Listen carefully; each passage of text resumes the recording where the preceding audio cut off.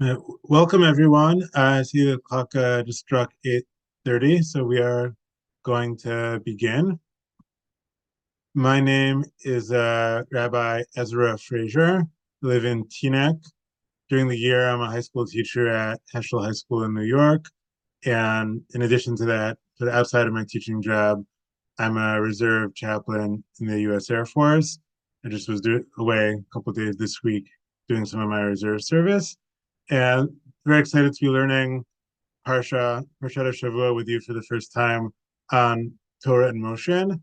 For those who are just coming in, as I mentioned a couple minutes ago, for those who joined early, the source sheet that we're going to use should be available through the Torah in Motion website if you want to download it from there. But when we're reading inside, I will be sharing my screen as well so you can follow along there. I want to begin first with a story that inspired this particular share, and then we'll begin the content of it. So, about 12 years ago, I was a contestant in a Tanakh contest known as the Chiron Tanakh for adults, sort of the less famous cousin of the Chiron Tanakh for youth. That's a big event in Israel Yom Ha'atzmaut. And in this competition, and not surprisingly, the Israeli contestants were by far and away the strongest ones. And the night before, we were actually going to have the big public event in a theater, and we're all sort of anxious for it. I strike up a conversation with one of the Israeli contestants who, seemed a lot calmer talking to me than to the other Israelis because he knew I was, no match for him anyway. And I asked him, I noticed that, he had this level of mastery of details where he knew exact dates, he knew who was the mother of each obscure king in the book of Malachim, how many years each king reigned, how old they were when they became king. And I asked him, at a certain point, does knowing all those obscure details simply satisfy you because it means you can say you mastered the whole Tanakh? Or do you find there are cases where it actually enhances your deeper understanding of the material? So he answered by mentioning a certain midrash to me. There's a story in the book of Malachim of how King Chizkiyahu gets so sick he almost dies. He begs God to spare his life, and God extends his life 15 years. And there's a midrash that adds all kinds of information that's not in the basic text. It says the reason God wanted to kill him is because he refused to have children, and so there wasn't going to be an heir to him. And the reason he didn't want to have children was because he knew in Ruach HaKodesh that his successor was going to be wicked. And he tried to make a deal with the prophet Yeshayahu that he could marry the prophet's daughter because maybe then the merit of the prophet combined with his own merits would keep the kid from being wicked. And none of that information is in the Navi. So this fellow contestant, competitor of mine says, look, none of that's in the Navi, right? But he had this whole explanation of how that entire midrash was rooted in these obscure details here and there. If you do the math of how old he was when he became king and what age the illness happened, you realize he was 39 and didn't have any children yet because the king succeeds him 15 years later. He was only 12 at that time. He essentially argued that if you want to understand where the midrashic version of events come from, it's not really in the story the Midrash is commenting on. It's in all these other obscure psukim from elsewhere that the Midrash wove into this fuller narrative. And so, with that background in mind, I want us to approach the narrative at the end of our parsha. And here I'm going to share my screen and we'll take a look at the end of Parshat Balak. And at the end of this, of our, most of our parsha is the story of Bilam attempting to curse us and blessing us in the end. And then towards the end of our parsha, we have this incident known as the incident of Baal Peor. I'm going to read on the Hebrew side, but you have English as well. And we're told apparently in this place called Shittim, men from Bnei Israel are beginning to engage in inappropriate sexual relationships with Moabite women. This apparently leads to them to them also worshiping the gods of these Moabite women, in particular a god called Baal Peor. This makes God very angry. And I'm going to skip a little bit as Moshe is supposed to be killing the men who are responsible, a certain particular man comes and he's with a Midianite woman. Notice before we were talking about Moab, now we're talking about Midian. And Moshe's grandnephew, Pinchas, the son of Eleazar, son of Aharon, sees this and is outraged, and he kills this man and this Midianite woman. And at the end of all of this, there's a plague which has killed 24,000 people, and the plague only stopped after Pinchas killed this man and woman. God then appears to Moshe. We're now transitioning to the beginning of Parshat Pinchas. He tells Moshe that Pinchas ben Azar ben Aaron Kohen, he's the one who turned away my anger, my fury against Bnei Israel. Therefore, I offer him a brit shalom, a covenant of peace. And then we find out that, in fact, this man and woman weren't some random man and woman. The man was Zimri ben Salu, who apparently was a prominent leader of the tribe of Shimon. And the woman was Kazbi bat Tzur. Her father, Tzur, apparently was one of the leaders of Midian. So it was this very prominent equivalent of, let's say, a prince and princess, Hebrew prince and Midianite princess, who were engaged in this particular illicit sexual relationship that Pinchas, killed them and stopped the plague. And God apparently is particularly angry at Midian for this, because he then commands Moshe, to attack the people of Midian, and they deserve it because of what they did to you regarding the matter of Peor, and in particular that Cusby, who was a Midianite princess, was involved in it. So this is the narrative that ends our parsha and begins the parsha of next week. And when we read through it, the story is somewhat coherent on its own. It leaves us wondering certain sort of basic questions about its relationship with the rest of our parsha. So I'll just put out there a couple of questions like this. There could be other ones that you might be wondering as well.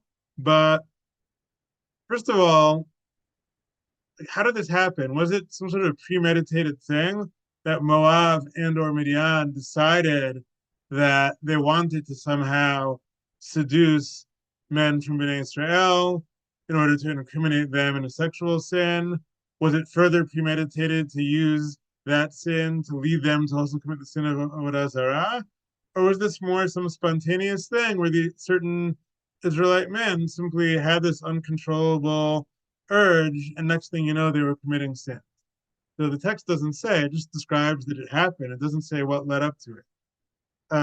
Moreover, the transition from Moabite women to a Midianite woman, it just kind of, again, it just kind of happens. Like, is there a reason why Midianite women are also involved? Is there a reason, moreover, why God is more upset after the fact that Midian than Moab for this?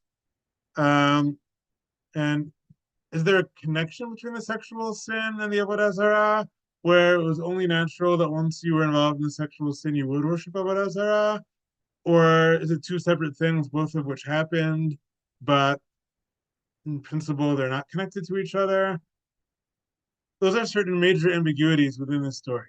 And one overarching one that maybe could help us answer some of those is this connected to the previous narrative? I mean, obviously, it's connected in the sense that Moab and Midian were both involved in the previous narrative, where they hired Balaam to curse Bnei Israel and it ended up being a blessing. But is that the only connection, that while we're on the topic of stories involving Bnei Israel and Moab, while they were passing through that region, this sin happened?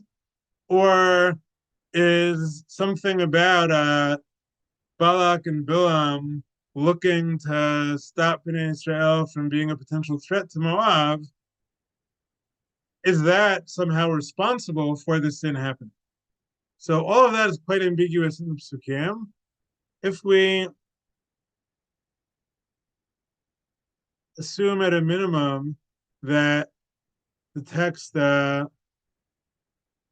assumes that we read the previous story first, it assumes we're reading the Parsha in order, we'll notice that there seems to be some connection here.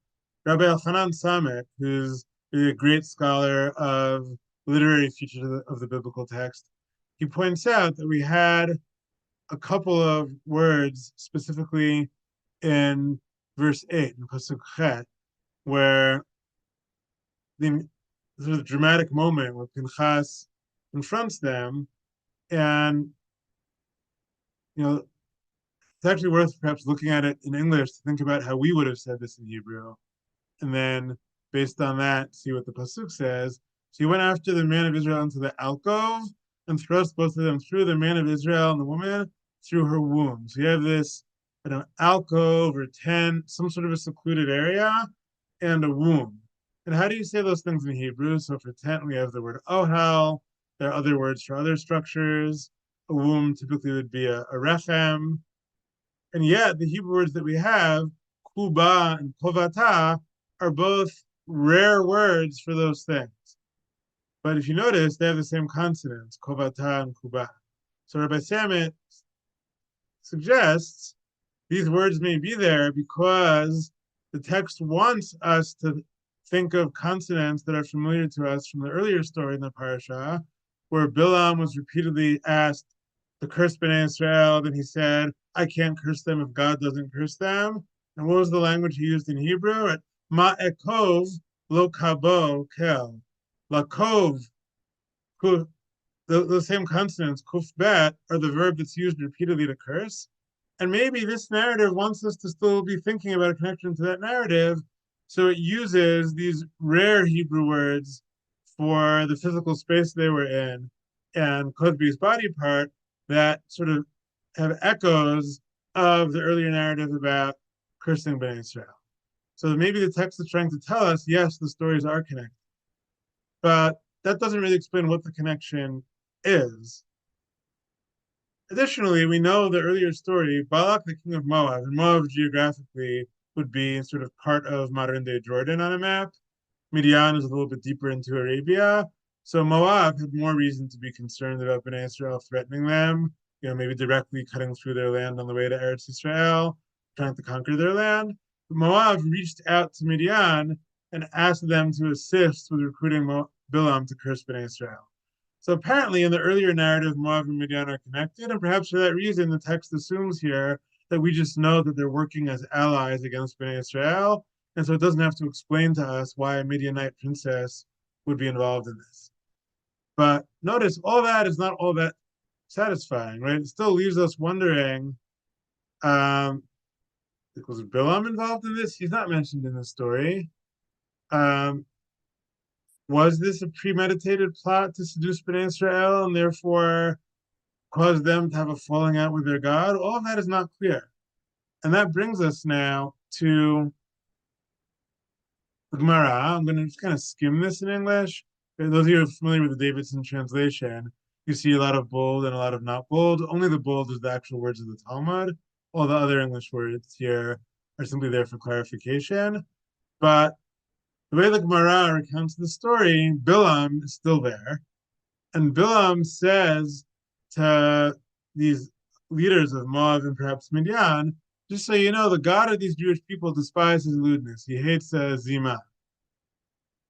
And by the way, Bnei Israel could really use some linen garments, right? So I have this whole plan for you that have these nice linen wall hangings and seat prostitutes within them, put older women outside and younger women inside, and then older women are going to sell these linen garments. So they create this whole sort of outdoor shuk, so to speak, where Bnei Israel pass through, and at first Bnei Israel are innocently looking to just buy some linen. And so the old woman says, "Oh, you're looking for linen garments?" She quotes him a price. The young woman says, "Oh, I'll give you a better price. Come into my tent, right? Step into my office." And next thing you know, they're all alone with this young woman, and she offers him some wine. And Bilam has briefed them well. They know to explain that the prohibition of yayin nesach, of wine that's been poured by a non-Jew, didn't yet apply in this circumstance. They can talk Bnei Israel into drinking some wine with them. Next thing you know, the man's had a couple of drinks, and so he's very interested in being seduced. And then this woman says, "Sure, I'll sleep with you, but here's my idol. You gotta kind of worship this idol if you want me to follow through on this." And so next thing you know, I'm gonna skip some of the really graphic stuff here, but next thing you know, they've both seduced the man into a sexual sin and seduced them into worshiping Baal Peor, the Moabite god. Um,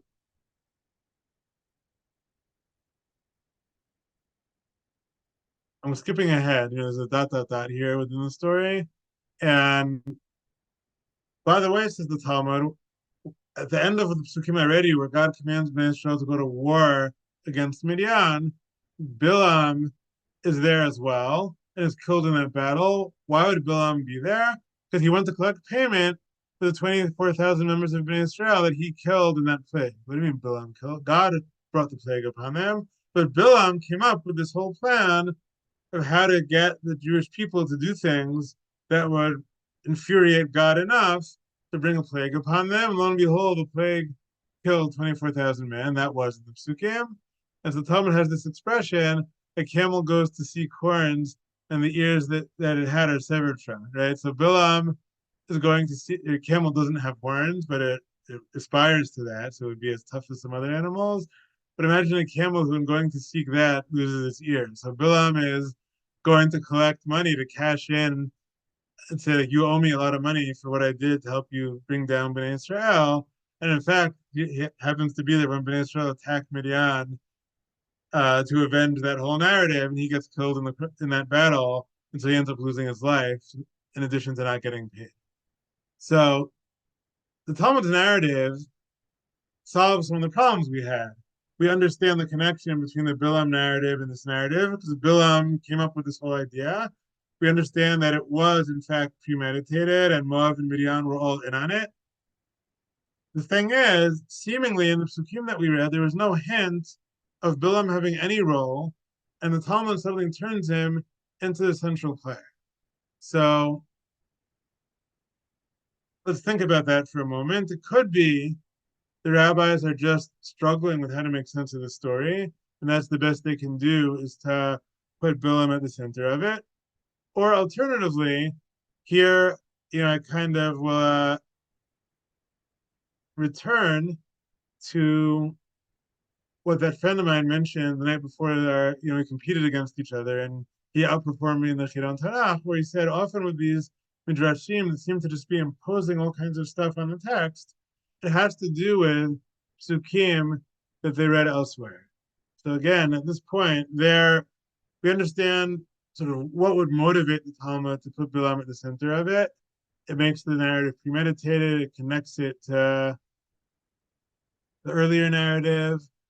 It explains why there's a connection between the sexual sin that Bnei Israel committed and the idolatry, because it is the women who are seducing them who are also pressuring them to worship their idols. But where did this all come from in the text?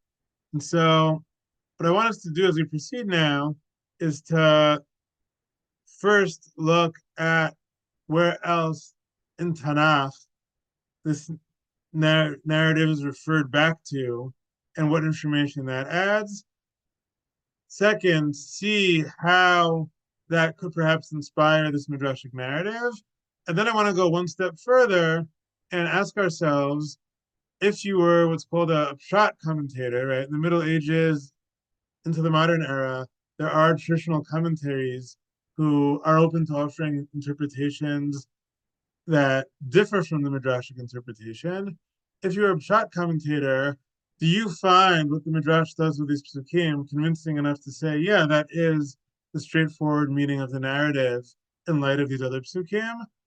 Or do you perhaps have some other way that you can resolve some of the same difficulties that we had without adding so much information into the narrative?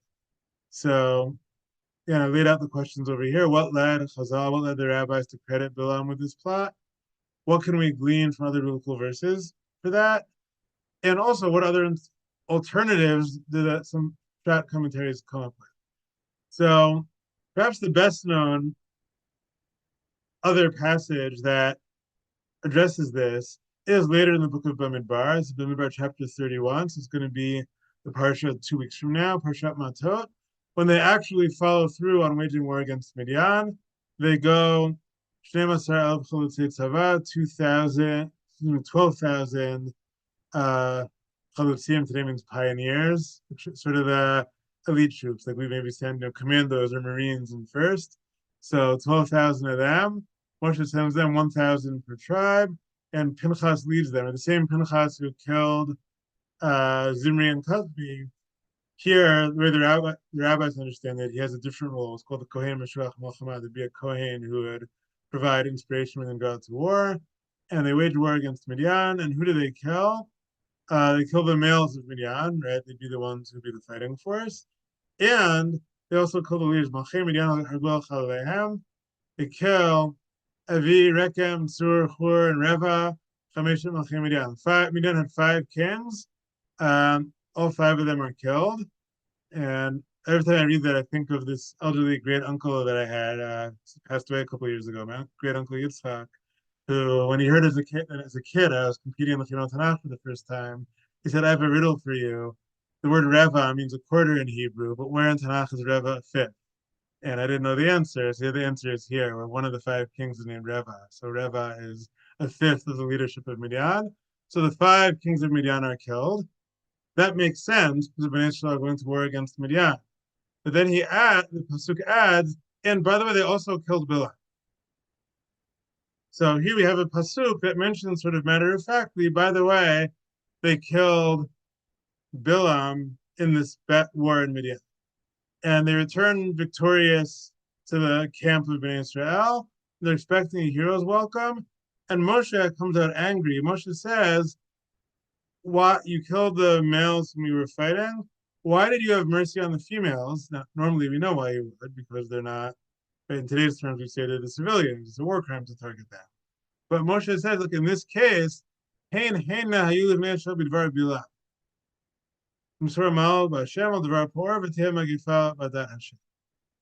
to leave out the words I bolded for a moment. If we leave Bilam out of this, what Moshe is saying makes sense. He's saying the women are the ones who were involved with Bnei Israel in causing them to betray God in the matter of war, which led to a plague against Bnei Israel. And there's the whole reason that Midian are an enemy of yours that you want to attack is because of this whole bundle of sins, the sexual sin and the idolatry that were brought about by their women seducing our men. And so in this context, the women are actually the reason why you were attacking. But notice I bolded the words here, Dvar Bilam, literally the word of Bilam. I struggled here with what's the best translation. In general, this translation comes from the website alhatorah.org. But this word I tinkered with, is it the counsel of Bilam, the word of Bilam? And so again, Moshe refers back to that sexual sin, and he calls it the Bilam incident, or Bilam's word. The word davar in Hebrew is quite vague. I mean, the word of Bilam, the matter of Bilam. And so we can glean from this is Bilam was in Midian at the time of the attack, and at least from Moshe's perspective, Bilam was somehow linked to that sexual sin.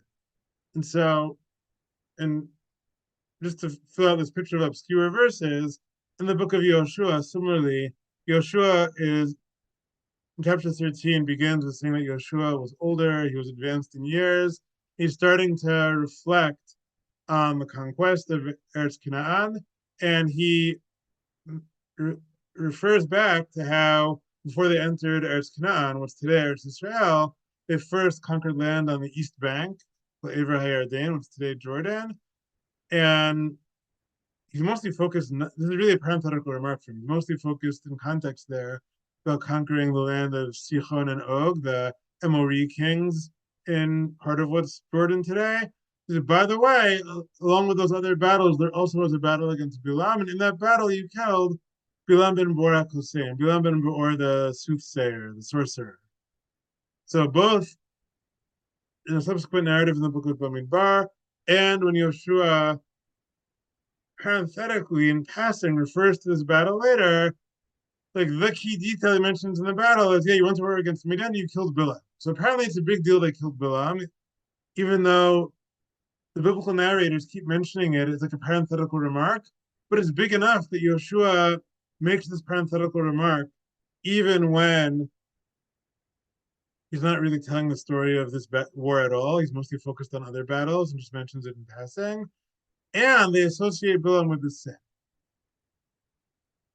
One more pasuk before we'll draw conclusions. This week's haftarah is from Micha chapter 6. The reason it's the haftarah, for haftarah, we typically take a part of Navi, a passage from the prophets, from Navi, that has sometimes just a thematic conceptual parallel to the parsha. Sometimes it's because it actually refers to events from the parsha, and that's the case this week. So Micha is sort of exhorting the people to be grateful for all the kind things God has done for us in our history. And so he says, look, right, I'm going to read the Hebrew. You're going to give your own source sheet. So at the top of the next page, you have translation. It says, look, what did I do for you? I took you out of the land of Egypt. I took you from being slaves. I sent before you Moshe, Aharon, and Miriam, right? I sent you these three wonderful leaders to take you out of Egypt and guide you through the Midbar. And you know what else I did for you? Remember, remember what sort of Balak hatched, that plot that Balak came up with?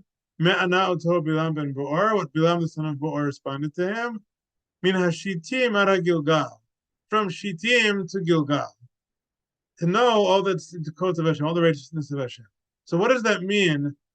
We know what Balaam came up with, the Balak came up with, that Balaam should curse them. We know what Balaam responded. I mean, Balaam first said, I can't, God doesn't want me to. Then he said, well, like, actually I can, but I'll only say what God told me. We know what that is.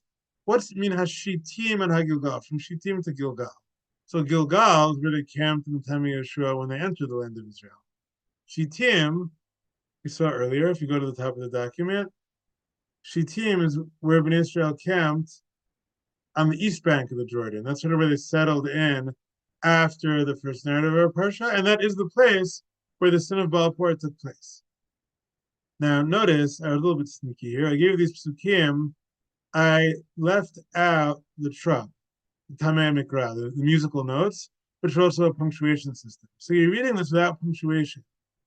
And without punctuation, one way you might read this is something about God, Bilam responded to Balak, and maybe we read through this to the Shittim, and maybe Micha is connecting Bilam to the place of Shittim where this sin of Baal Peor happened. In other words, maybe we can read this pasuk in Micha as linking Bilam to the sin of Baal Peor, just as Moshe had referred to it as Dvar Bilam.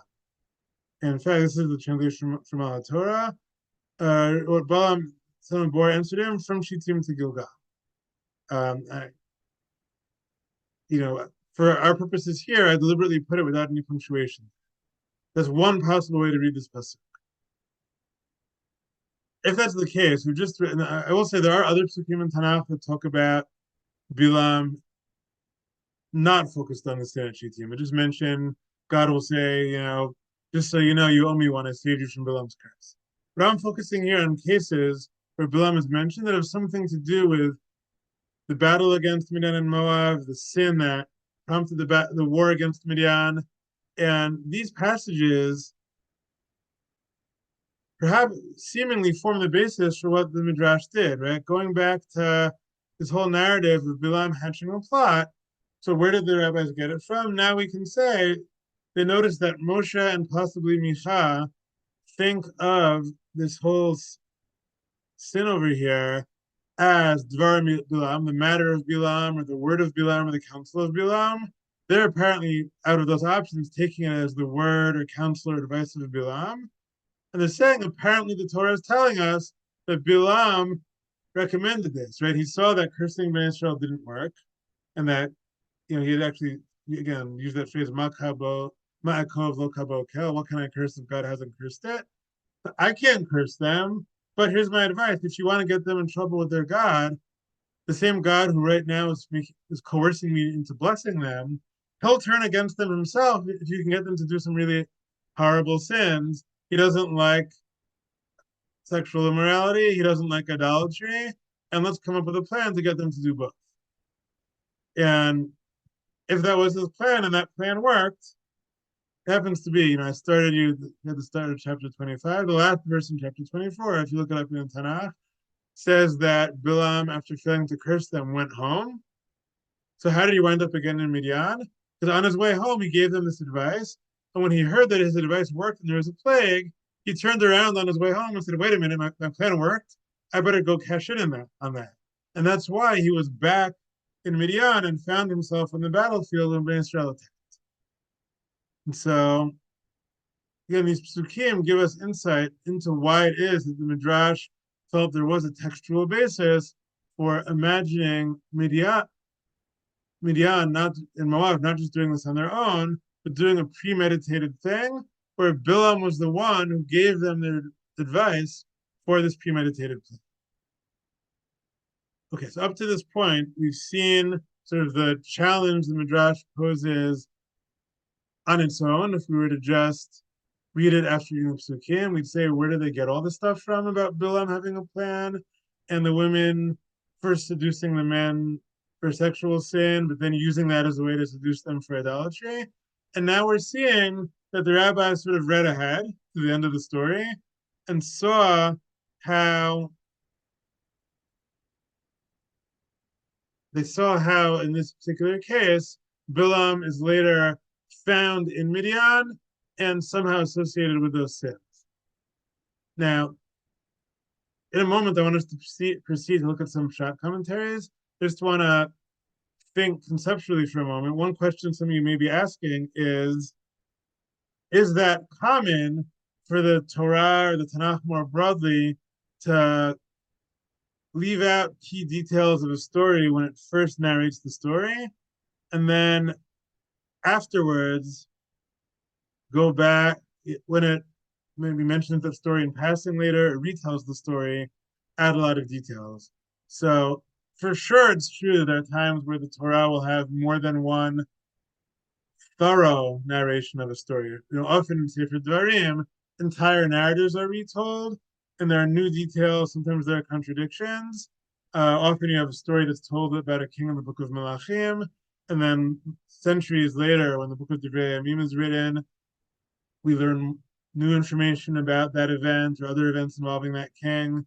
That's not at all unusual, but I think that's different than this. That's the case where maybe you have an entire story being narrated from two perspectives, whereas here we only have one seemingly full narration of the story at the end of Parshat Balak, beginning of Parshat Pinchas, right? This week's and next week's Torah readings. And then we have like almost these off the cuff remarks or parenthetical remarks in later stories that seem to shed a whole new light on our story. So where else do we have that? That does happen. I'm going to give two examples from the book of Bamidbar that I think might be particularly familiar to us right now if you've been, studying the parsha each week. So one example, last week's parsha, Aaron dies, right? We're told how it happens that Aaron and Moshe and Aaron's son Elazar ascend the mountain together, and only Moshe and Elazar come back down from the mountain. And then we're not told what date it was. We're not told how old Aaron was. And then a couple of weeks from now, when we're reading Parshat Matot Parshat Matot Maseh, I should say, it's going to be double Parsha, and then Parshat Maseh part of it, as it recounts Bnei Israel's journeys through the wilderness, it says, by the way, when they, in this place called Bar Hahar, Aaron died.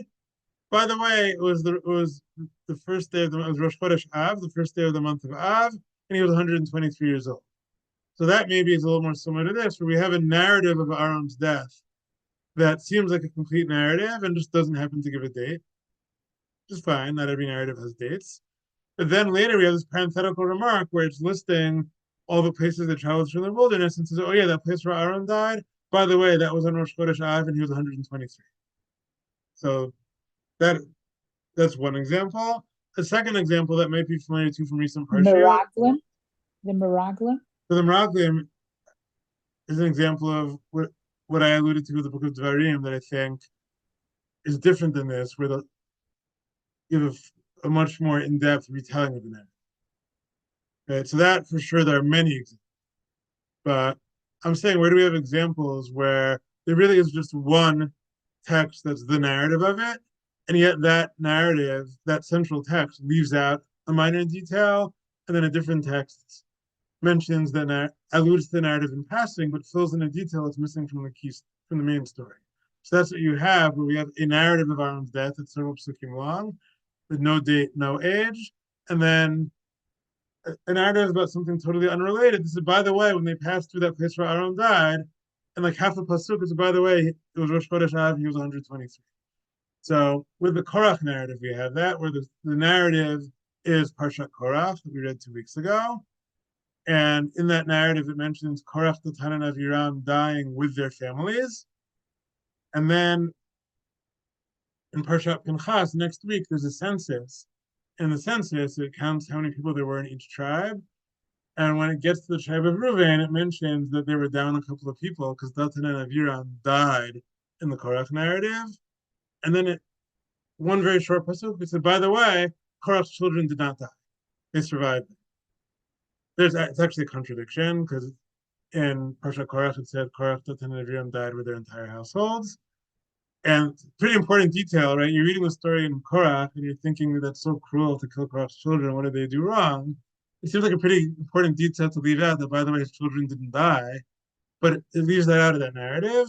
And then in the midst of a census, as it's accounting for who's alive and who's not alive, and it mentions that Datan and Aviram are no longer alive, so, yeah, because they died in that incident. By the way, Korach's kids didn't die.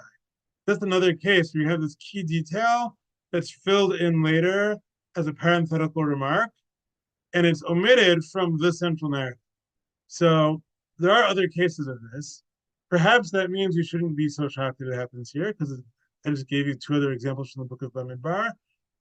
I still think this is a little bit different in that in those cases, the later parenthetical remark definitively states a fact that completes our picture of the story somehow. It's worth asking, if we were studying those narratives, why did each of those cases choose to leave out an important detail in the main narrative and then fill it in later?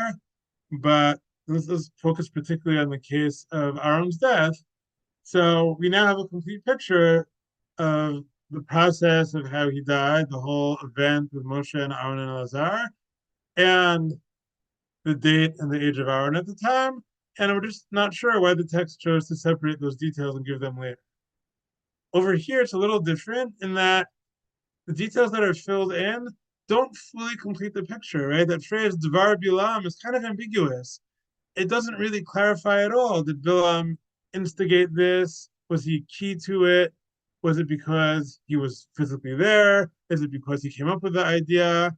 And so when the Midrash gives us the story that we read, it's still adding a lot even after we have those details, right? I mean, so the whole part about the women using their seductiveness to get the men to bow down to the idols, it's sort of there in the text, right? If you look back to the original narrative, it says that they called the people to serve their gods, but the Midrash still seems to be adding a lot. And that begs the question I want to address right now, which is, if you're a medieval or modern rabbi, scholar of Tanakh, who is open to alternatives to Midrash. And we have a long tradition of this, right? Figures like Ibn Ezra and Radak from the Middle Ages all the way through, I mentioned Rabbi Elchanan Samet before, that whole world of Yeshivat Har Etzion and other Hesder Yeshivot in Israel. Within that world that, takes the words of the Tanakh seriously, we're not talking about the type of academic who might just dismiss some of these details and say they were added later by somebody who didn't know.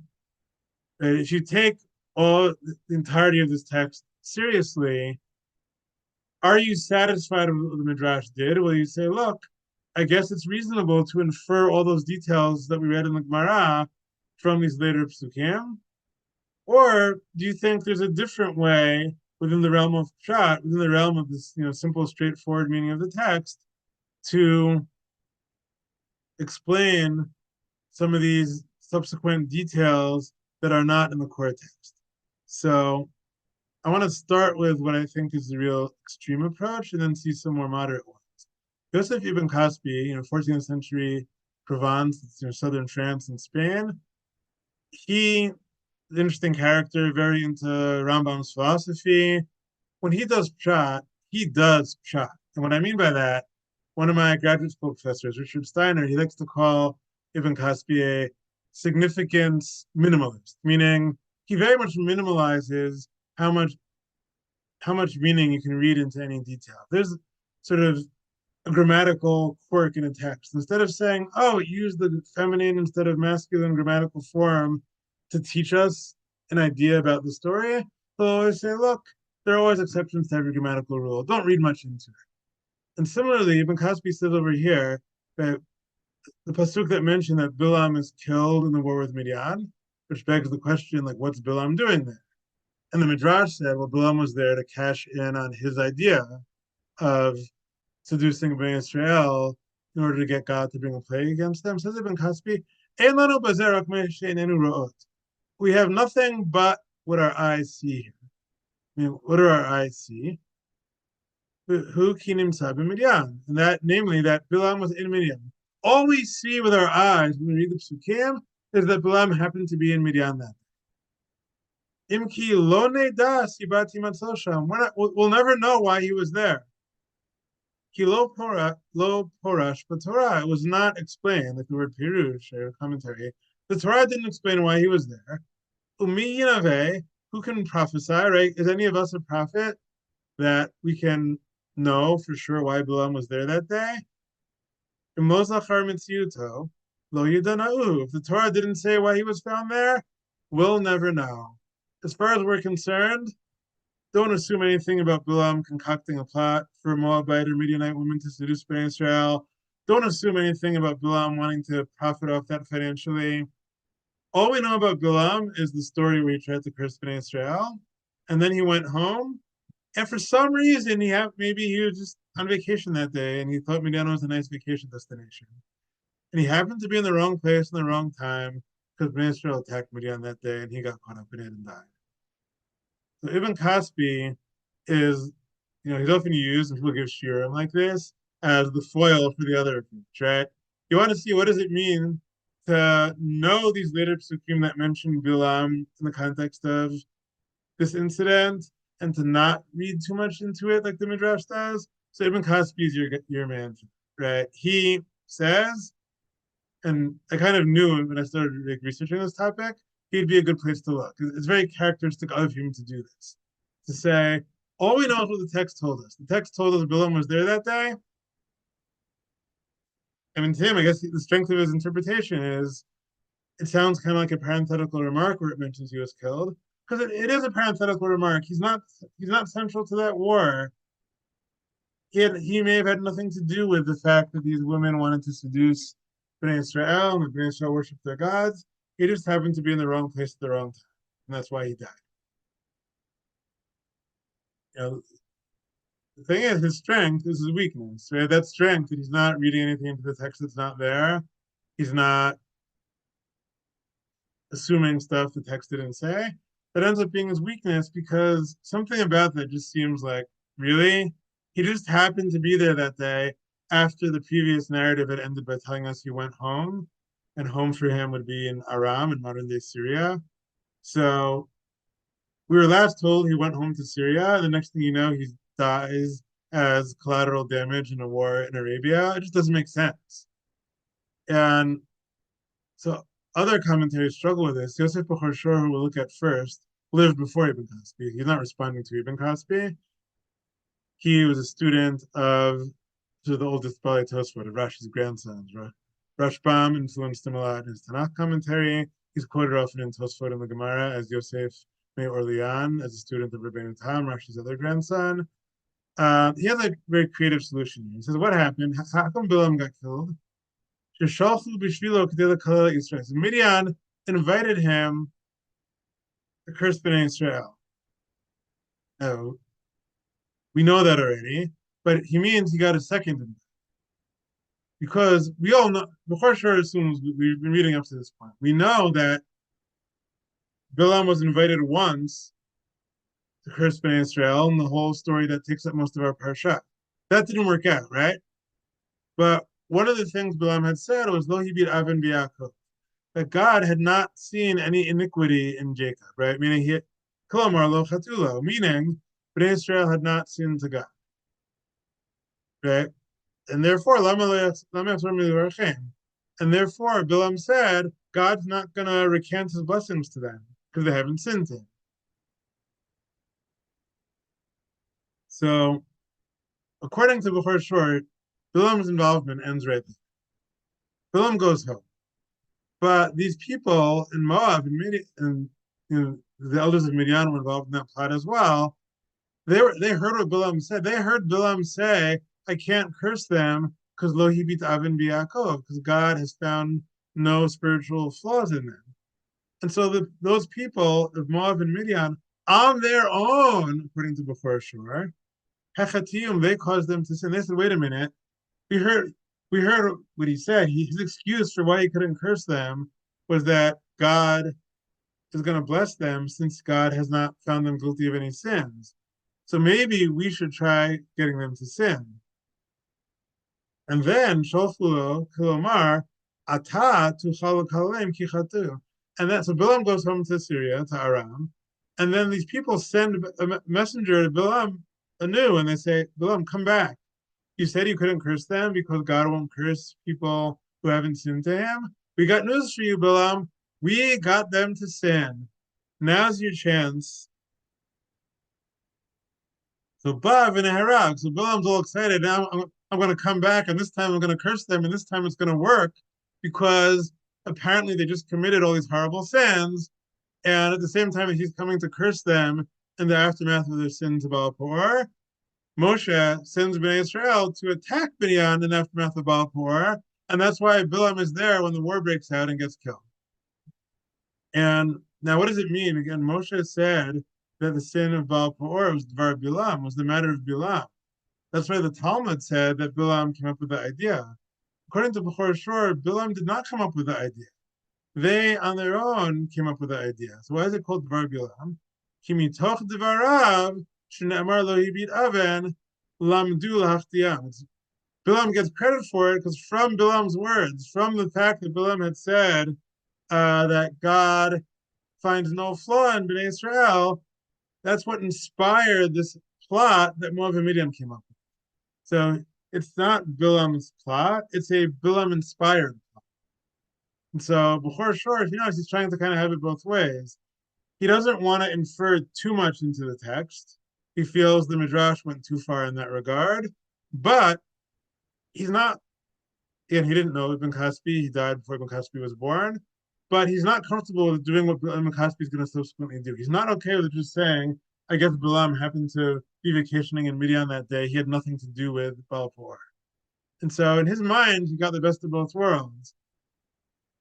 The original narrative didn't mention Bilam when the sin happened because Bilam was not there then. It had nothing to do with it in the moment, right?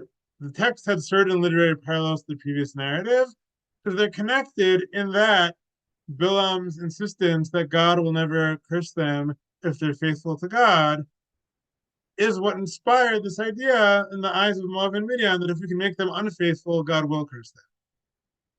And then at that point, it would make sense that they would want to bring Bilam back to curse them. And so Bechor Shor tries to balance this pretty well. A similar but slightly different attempt to balance it comes from Shadal, Shmuel David Luzzatto, who lived in 19th century Italy, so a few hundred years later. He says Bilam was killed bimikre, coincidentally, because he happened to be there and they killed other males.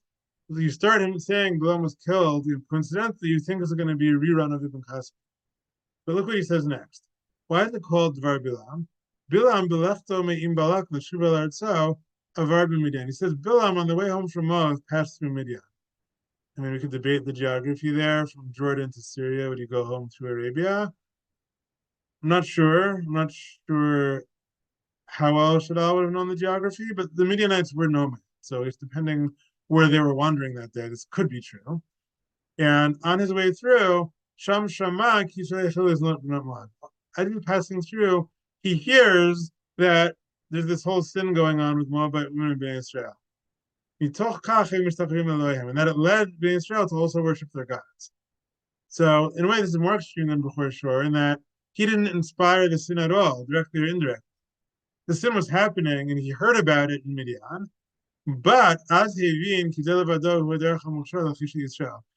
it's not that they learned from Bilam that that's the way to get Bnei Israel in trouble with God. It's that Bilam, a light bulb goes up in his head. Oh, that's why I couldn't curse them, because they were faithful to God. I bet now I could curse them. And So he's still in Midian. He says to people in Midian, oh, that's brilliant. If we keep this sin going, they're going to get in trouble with their God. He tells Midian, try to like ratchet this up a degree. And so he gets Midian to not only send Midianite women, but even a Midianite princess, cousin, to further seduce them and get them into more trouble.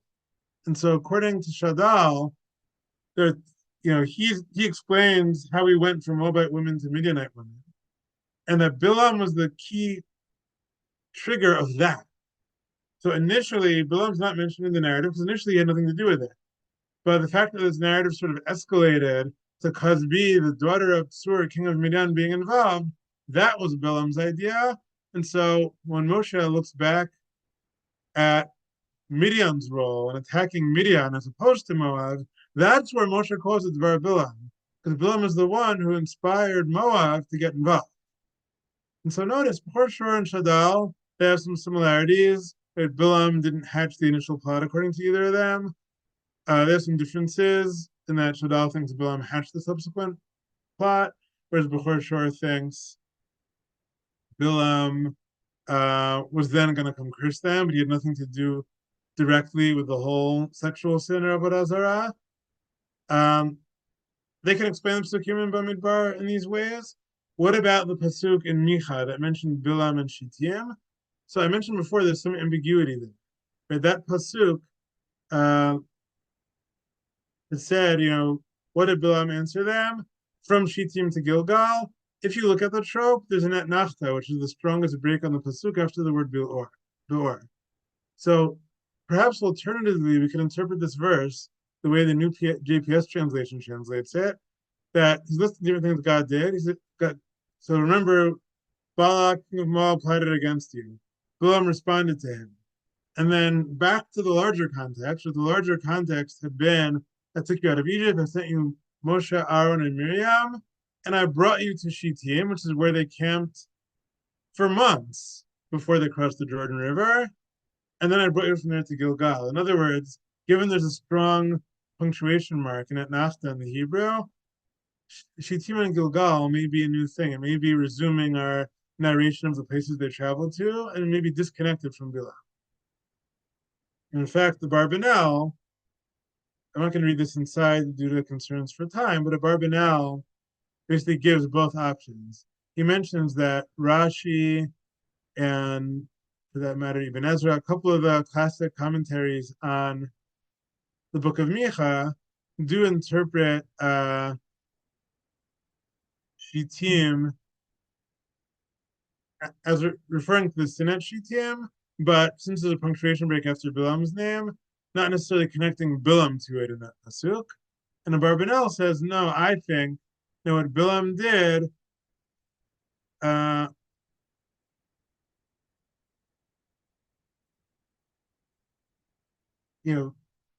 based on them, would actually be connected to Shittim. That Bilam inspired the Sinet Shittim, and then Barbanel pushes it back as well and says, it could also be that Shittim and Gilgal just talking about their travels. Barbanel gives both possibilities here as to whether this verse in Micha is connecting Bilam to the Sinet Shittim or whether it's two separate clauses.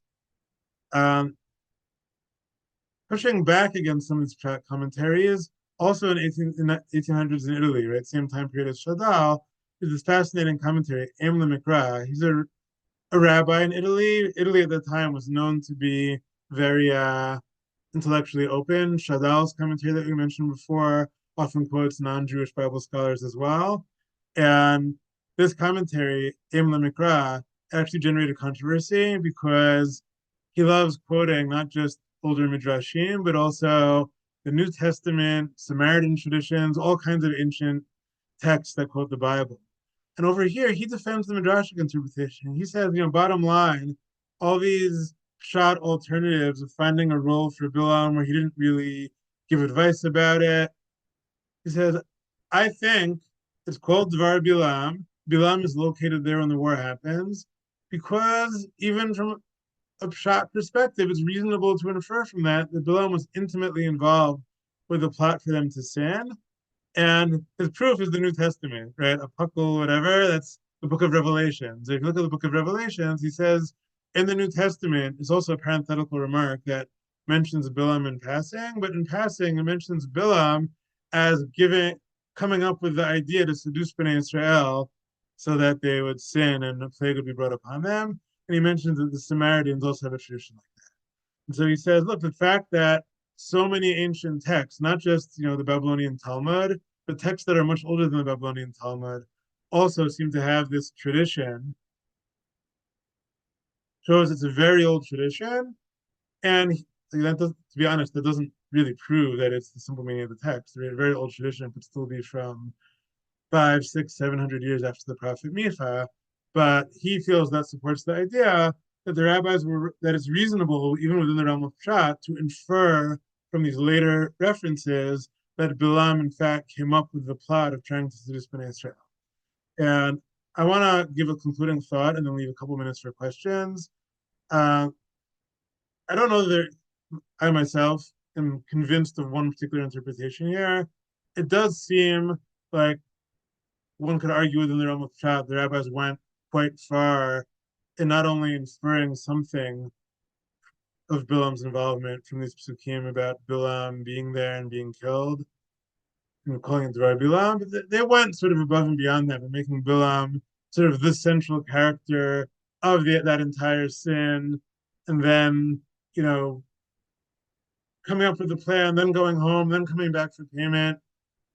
But it, I find it quite compelling that even the Pshat commentaries who want an alternative, you know, other than Ibn Kaspi, who, to me that it seems less compelling to say it's a coincidence that the Torah happens to mention he was there on his unlucky day and got killed.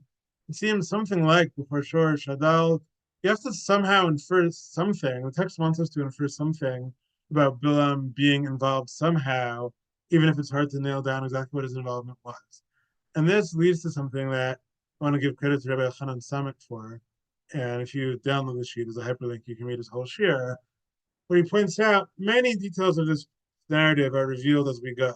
But first, there's a Midianite woman and Israelite man who are fornicating semi in public, in a tent, but in public, and Pinchas kills them. And only after they're killed, we find out, by the way, they were both nobility, right?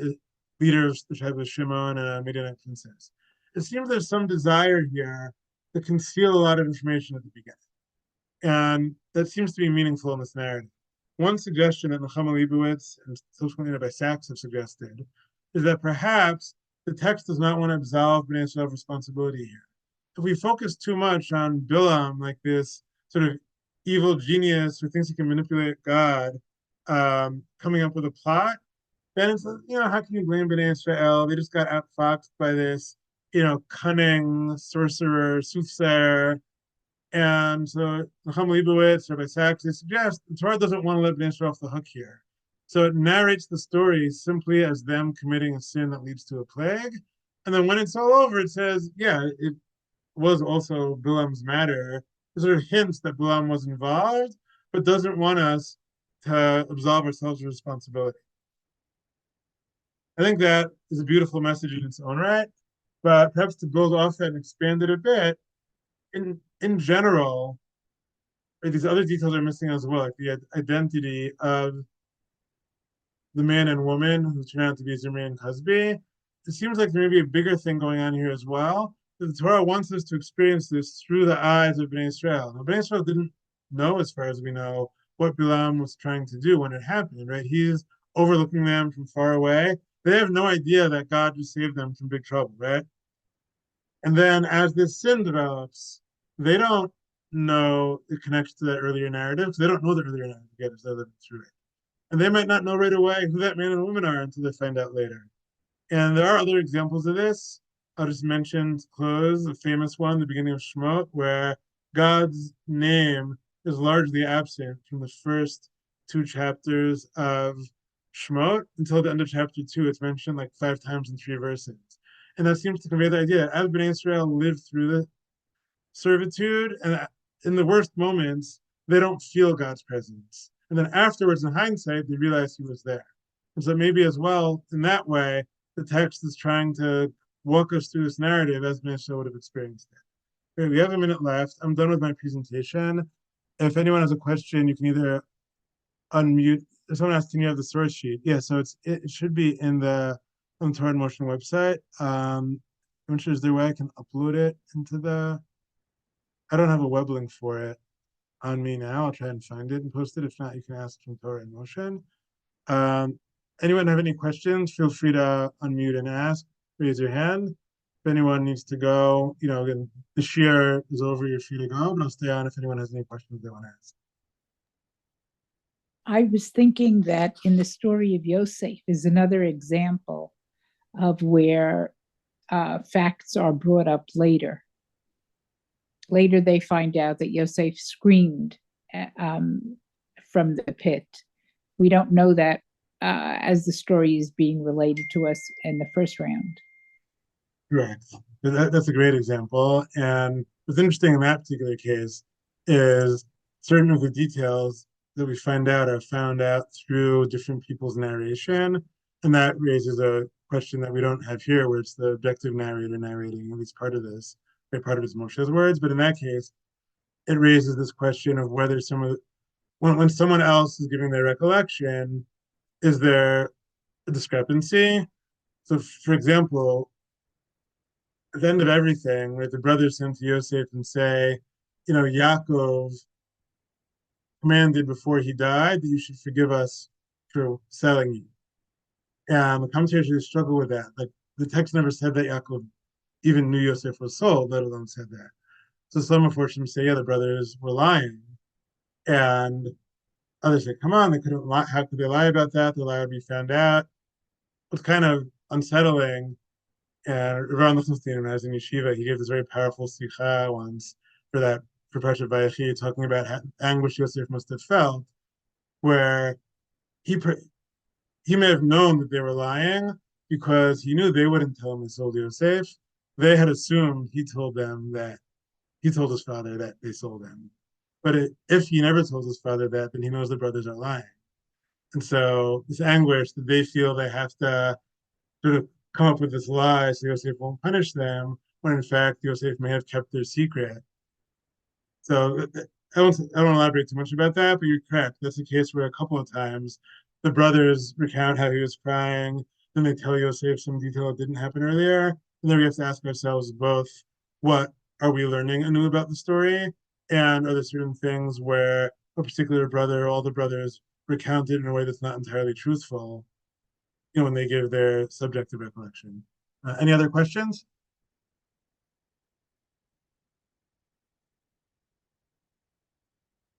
If not, then I will conclude the share. Shabbat shalom, everyone. I see a couple of you sent me messages in the chat that I appreciate, mostly wishing everyone Shabbat shalom.